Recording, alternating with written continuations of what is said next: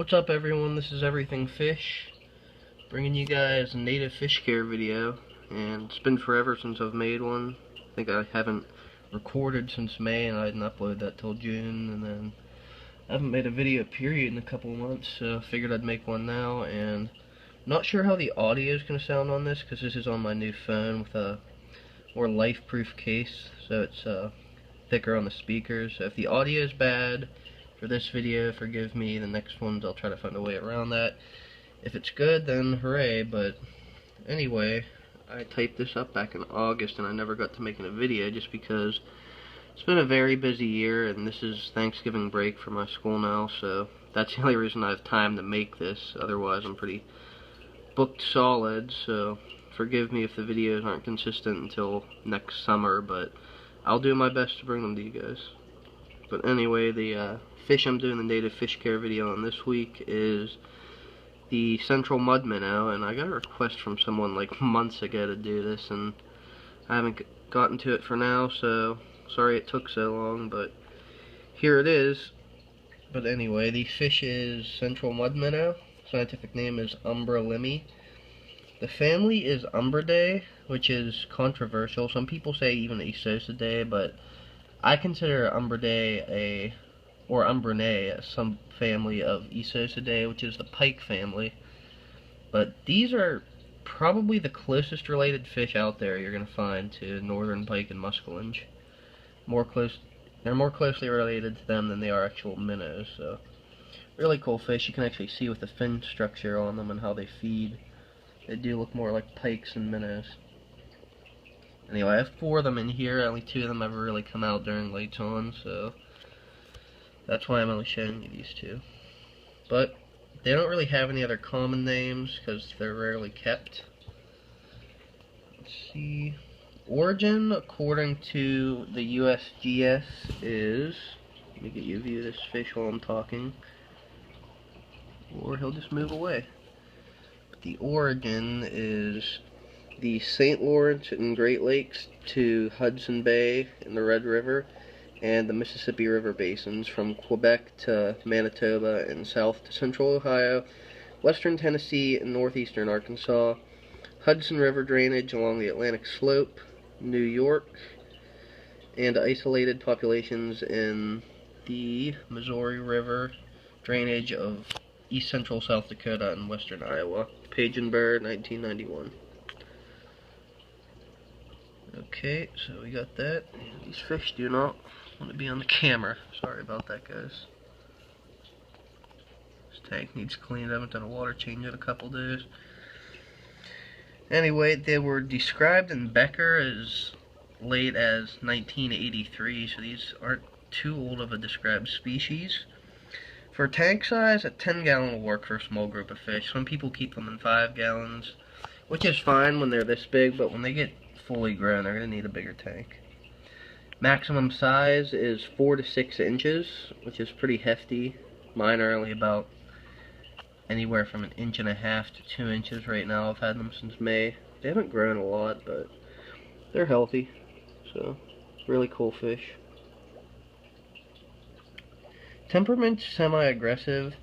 They work well in a community of similar fish, but they are actually ambush predators, as small as they are. They are cannibalistic. They'll eat smaller ones. I actually have a group of 4 guppies in here that breed regularly, and these mud minnows just scarf down all of the fry before I even see them. It's good snacks for them, which is why I keep those guppies in there as a food source for them. For experience, they're easy. They're really hardy and adaptable species. They're great for beginners, as long as you keep them with the right fish. Something that they can eat and that won't eat them. They're one of those type of fish. For feeding, I would call these a carnivorous species for sure. Best foods would be brine shrimp, mysis shrimp, bloodworms, mosquito larvae, copepods, chironomids, and small fry like guppies and gambusia, mosquito fish, whatever you want to call them. Oh, there's another one coming out. I don't get to see that guy regularly. There's a nice view. Let's see. Temperature range ideally is 66 to 76, so they are a warmer species for natives. But You still don't want to take them too high. They are very tolerant of temperature, though. I mean, that's what they're most comfortable at, but these will live in 2 inches of water under 2 feet of ice at 33, 34 degrees, and they'll live in lowland, turbid, swamp water, puddles, no aeration. It's up to like 86, 90 degrees, so they're really hardy and adaptable. So you can keep them with a lot of tropicals. You can see I'm keeping mine with a group of angelfish, some guppies in there, blue nose shiners, and there's a bristlenose plecus somewhere in here. For pH, 6.0 to 7.0 work best. It imitates the tannin swamp water they come from. But there has been a fish found in water with a pH as low as 3.5, which is very acidic. So do not be scared to keep these with blackwater species. They'll do just fine. I just wouldn't make it too alkaline. Like, I wouldn't go above 8. I'm keeping them at 7.6 and they're doing great. For activity level, you can see they do move around quite a bit, but they're very small and quick movements. They're ambush predators, so they just want to find somewhere they can hunker down and wait for prey to come past them, ideally. But I have seen them just sit around without movements, like in the middle of the tank here for hours, and it looks like they're dead, but they're not. They're just waiting for food to come past. But beautiful fish, as you can see. This one actually has a bit of purple on it. For the best tank mates, I'd say other natives that are big enough not to be eaten by these fish, but they're not so big as they will eat the mud minnows, so a lot of the swamp type natives, swamp and marsh type natives work well with these, like the Anaeacanthus sunfish species, pirate perch, smaller pickerel. The big pickerel will eat these fish. Mid-sized minnows, a couple other species, some darters. They also do well with a lot of tropicals, like I said, because they have this high temperature tolerance. I'm keeping this tank at around, I don't know, this tank's probably 68 right now, which is a little cold for the angels, but they're all doing fine with it. Let's see. For decor, these fish are abundant in heavily vegetated areas with little or even no flow, like swamps, marshes, bogs, and lakes.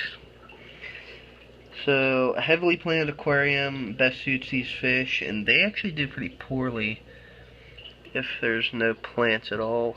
I used to have hornwort everywhere in this tank for you guys who watch my channel, but it was just had all this crap all over. I'm not even sure what this is, but I siphon it out every couple days and it just keeps coming back lately. So some type of nasty algae. It killed off all the hornwort, so I just have a bit of java fern and a tiny bit of hornwort in here for now. I'm hoping to grow this all back into a heavily vegetated tank again. I got some moss growing back here, but yeah, there's just a lot of waste in this tank, even though I change the water all the time. But keep it as much plants as you want, but anywhere they can hide will be good for them. Like, I got these crevices in the rock over here. They can hide in between this moss, under the sponge filter, and these pipes, so they have plenty of hiding spaces in here, but they like plants. And to wrap it up, these are really cool species of natives who, if you've ever seen a pike or muskie and you're like, wow, I want to keep those fish, those are awesome, but you don't have the tank size to do it, then these are probably the best substitute for you, because their behavior is pretty much identical, just on a smaller scale of a fish. And it's awesome to watch these guys feed. If you give them frozen food or live food, they just hunt it down exactly like a pike or muskie would. It's awesome to watch. And just keep them with fish they won't eat and won't eat them unless you're giving them feeders, and of course you want them to eat them. But that's the Central Mud Minnow. Hope you guys enjoyed this video. Project Jigsaw is still coming along for those of you who watch my channels, and it should be done by Christmas, I'm hoping. Sorry about that cut there, guys. Something messed up with the video for some reason. But anyway, like I was saying, Project Jigsaw should be done by Christmas, and hopefully the next Fish Room updates by then. Should have my yearly fishing compilation coming out around the same time, normally on the last day of the year.